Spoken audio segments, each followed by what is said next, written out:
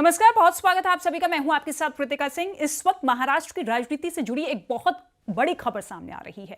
इस वक्त हर किसी के जहन में एक ही सवाल है कि क्या ठाकरे खानदान के दो भाई एक साथ आएंगे? क्या वो दोनों अपने अपने गिले शिकवे बुलाकर एक साथ मंच साझा करते हुए नजर आएंगे?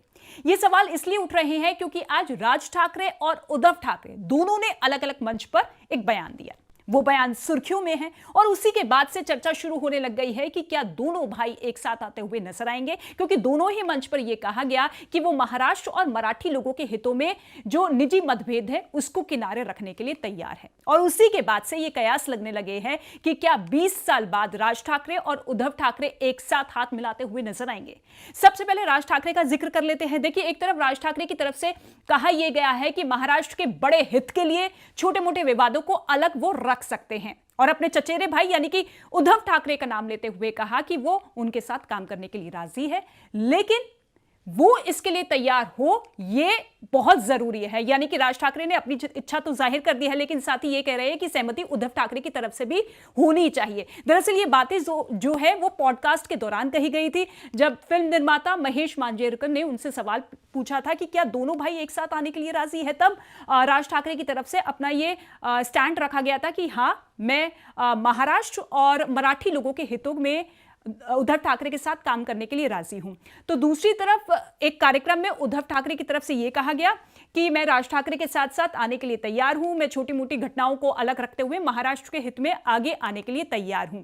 जितने भी झगड़े हैं वो हमने खत्म कर दिए हैं और महाराष्ट्र का हित जो है सर्वोपरि है और उसी को हम प्राथमिकता देते हैं। यानी कि दोनों भाई जो है अपने अपने एक साथ आने के लिए पूरी तरीके से तैयार है और जितने भी गिले शिकवे जो कि पिछले कई दशकों से या कई सालों से होते हुए नजर आ रहे थे वो सभी भुलाने के लिए तैयार है।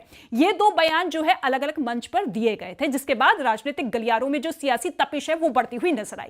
लेकिन इस बीच अब संजय राउत की तरफ से एक बयान सामने आया जिसमें यह कहा गया कि अगर राज ठाकरे और एकनाथ शिंदे बीजेपी से रिश्ता तोड़ देते, यानी कि राज ठाकरे शिंदे बीजेपी से रिश्ता तोड़ देते हैं, तो हम जरूर उनसे बात करेंगे। और इसके साथ ही इस बात का भी जिक्र किया कि देखिए, राज ठाकरे और उद्धव ठाकरे के बीच में किसी तरह के गिले शिकवे नहीं है, वो पहले ही खत्म हो चुके थे। अगर कुछ बचे भी होंगे तो हम उसे पूरी तरीके से खत्म कर देंगे। यह संजय राउत की तरफ से बयान दिया गया। ऐसे में अब सवाल यही है कि क्या यह शर्त मानी जाएगी? वैसे अक्सर ये देखा गया है कई मौकों पर, कई कार्यक्रमों में कि दोनों भाई जब आमने सामने आते रहे हैं तो एक दूसरे से बातचीत उनकी होती रही है। वो तस्वीरें भी सामने आई और उसी के बाद से ये कयास लगने शुरू हो गए थे कि वो साथ आ सकते हैं। लेकिन अब जो बयान दिए गए हैं उसके बाद से अब ये चर्चा पुरजोर होती हुई नजर आ रही है कि क्या महाराष्ट्र की राजनीति में बड़ा फेरबदल होने वाला है। क्या ठाकरे ब्रदर्स एक साथ आएंगे? क्या दोनों के बीच में जो कटुता देखने को मिल रही थी वो अब क्या प्यार में बदलती हुई नजर आएगी? वैसे आपको बता दें कि राज ठाकरे जो है 1989 से शिवसेना में सक्रिय थे और युवाओं में खासे लोकप्रिय रहे, लेकिन 2005 में पार्टी में अलग अलग पदों को लेकर दोनों के बीच में मतभेद हुए और मतभेद के चलते ही उन्होंने शिवसेना छोड़ दी थी और फिर 2006 में एमएनएस की स्थापना की थी। और फिर आपने देखा था कि 2024 के लोकसभा चुनाव में और विधानसभा चुनाव में राज ठाकरे और उद्धव ठाकरे दोनों की पार्टियां जो है किस तरीके से जमीनी तौर पर कुछ खास कमाल नहीं कर पाई थी। बड़ा झटका लगा था और उसी के बाद से यह चर्चा लगातार होती हुई नजर आ रही थी कि हो सकता है कि दोनों साथ आ जाए।